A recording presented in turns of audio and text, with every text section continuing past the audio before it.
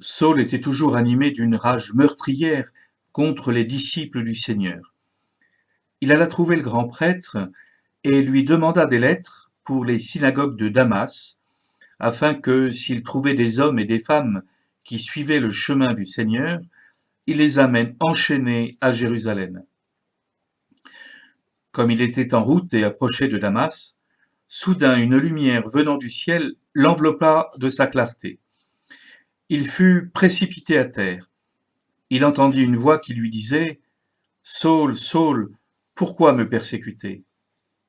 Il demanda « Qui es-tu, Seigneur ?» La voix répondit « Je suis Jésus, celui que tu persécutes. Relève-toi et entre dans la ville. On te dira ce que tu dois faire. » Ses compagnons de route s'étaient arrêtés, muets de stupeur. Ils entendaient la voix, mais ils ne voyaient personne. Saul se releva de terre, et bien qu'il eût les yeux ouverts, il ne voyait rien. Ils le prirent par la main pour le faire entrer à Damas. Pendant 3 jours, il fut privé de la vue, et il resta sans manger ni boire. Or, il y avait à Damas un disciple nommé Ananie. Dans une vision, le Seigneur lui dit « Ananie ». Il répondit « Me voici, Seigneur ». Le Seigneur reprit « Lève-toi, va dans la rue appelée rue droite, chez Jude. Tu demanderas un homme de Tarse nommé Saul. Il est en prière. » Et il a eu cette vision.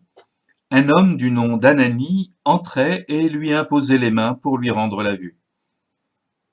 Ananie répondit « Seigneur, j'ai beaucoup entendu parler de cet homme et de tout le mal qu'il a fait subir à tes fidèles à Jérusalem. Il est ici, après avoir reçu de la part des grands prêtres le pouvoir d'enchaîner tous ceux qui invoquent ton nom. » Mais le Seigneur lui dit « Va, car cet homme est l'instrument que j'ai choisi pour faire parvenir mon nom auprès des nations, des rois et des fils d'Israël.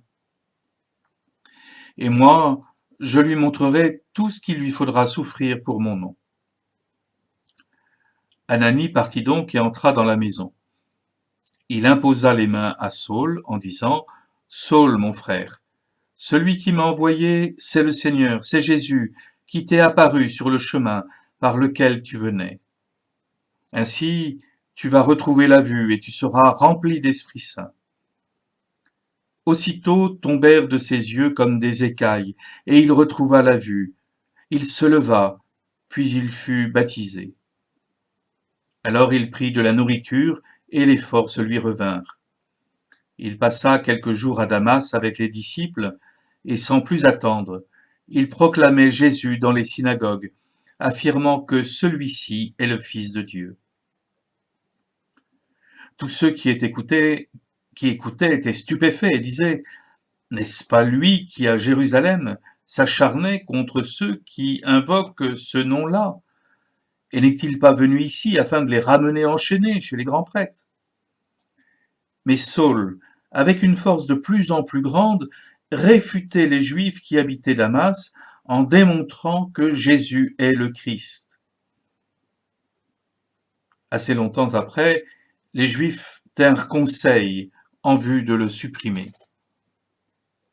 Saul fut informé de leurs machinations. On faisait même garder les portes de la ville jour et nuit afin de pouvoir le supprimer. Alors ses disciples prirent de nuit, ils le firent descendre dans une corbeille jusqu'en bas de l'autre côté du rempart. Arrivé à Jérusalem, Saul cherchait à se joindre aux disciples, mais tous avaient peur de lui car ils ne croyaient pas que lui aussi était un disciple.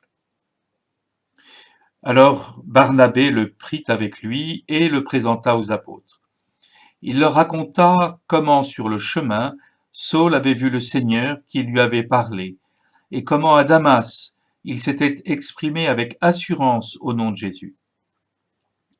Dès lors, Saul allait et venait dans Jérusalem avec eux, s'exprimant avec assurance au nom du Seigneur. Il parlait aux Juifs de langue grecque et discutait avec eux, mais ceux-ci cherchaient à le supprimer. Mis au courant, Les frères l'accompagnèrent jusqu'à Césarée et le firent partir pour Tarse. L'Église était en paix dans toute la Judée, la Galilée et la Samarie. Elle se construisait et elle marchait dans la crainte du Seigneur. Réconfortée par l'Esprit Saint, elle se multipliait. Or, il arriva que Pierre, parcourant tout le pays, se rendit aussi chez les fidèles qui habitaient Lod. Il y trouva un homme du nom d'Énéas, alité depuis 8 ans parce qu'il était paralysé. Pierre lui dit, Énéas, Jésus-Christ te guérit, lève-toi et fais ton lit toi-même. Et aussitôt il se leva. Alors tous les habitants de Lod et de la plaine de Saron purent le voir, et ils se convertirent en se tournant vers le Seigneur.